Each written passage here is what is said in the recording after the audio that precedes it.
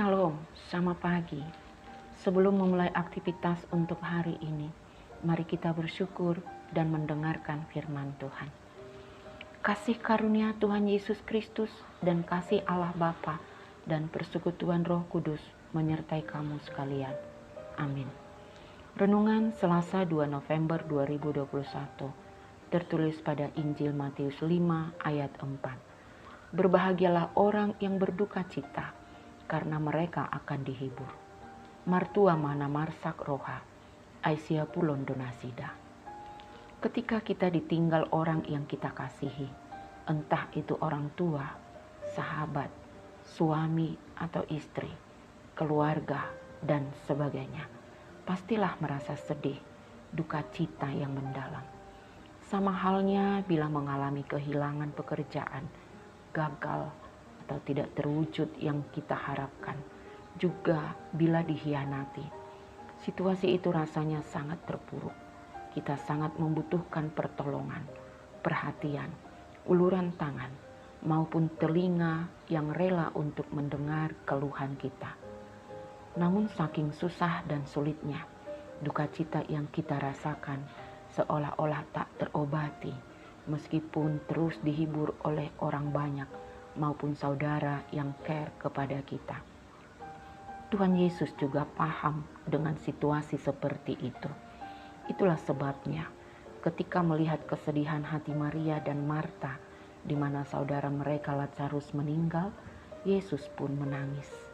Artinya, Tuhan Yesus tidak bermaksud mengatakan bahwa mereka yang sedang berduka cita harus berbahagia. Paulus juga menyebut, menangislah dengan orang yang menangis. Namun, bukan duka cita yang seperti itu yang dimaksud oleh Yesus. Duka cita yang dimaksud Yesus pada nas ini adalah duka cita rohani, yaitu duka cita yang lebih mendasar daripada duka cita karena kehilangan, duka cita karena menyadari keterbatasan dirinya, duka cita karena dosa, kejahatan, karena telah kehilangan kebenaran, duka cita karena menyadari perbuatan dosa. Kita berduka cita karena fakta-fakta tentang diri kita yang patut dikasihani. Kita tidak mampu untuk hidup menyenangkan Allah. Kita tidak mampu hidup saleh. Kita tidak mampu menjadi orang yang baik dan benar. Namun karena Roh Kudus yang bekerja dan menuntun kita ke dalam kebenaran Tuhan, kita pun menyadarinya dan membuat kita berduka sampai tahap menyesal dan siap untuk diperbaharui. Nah, ketika proses kesadaran akan keterbatasan diri kita itulah, kita berduka menjadi kesempatan untuk memperoleh penghiburan sejati. Berbahagialah orang yang berduka cita, karena mereka akan dihibur. Amin. Kita berdoa. Pujian, syukur, dan hormat bagimu saja Bapa. Engkau begitu setia menyertai kami dan telah mentibakan kami di bulan baru, bulan November ini. Firman-Mu pun telah kami dengar. Engkau memberi penghiburan sejati ketika kami mengalami duka cita. Duka cita karena keterbatasan diri yang tidak mampu menyenangkan-Mu, yang tidak luput dari dosa. Berilah Roh Kudus untuk selalu menyadarkan kami, sehingga duka yang kami alami membuat kami terhibur dan berbahagia. Terima kasih Tuhan.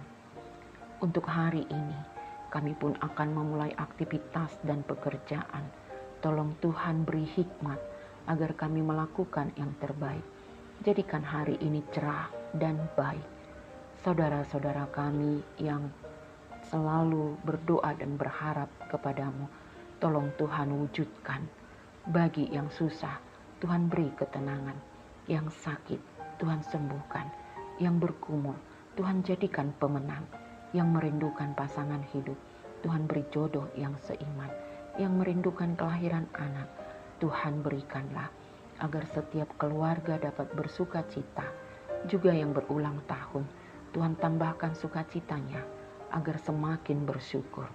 Tuhan, untuk negara dan bangsa kami, tolong nyatakan kasih-Mu agar selalu dapat hidup rukun dan damai. Ampunilah dosa-dosa kami. Terpuji nama-Mu selalu. Amin. semangat beraktivitas, jaga kesehatan, taati prokes. Tuhan berkati. Horas.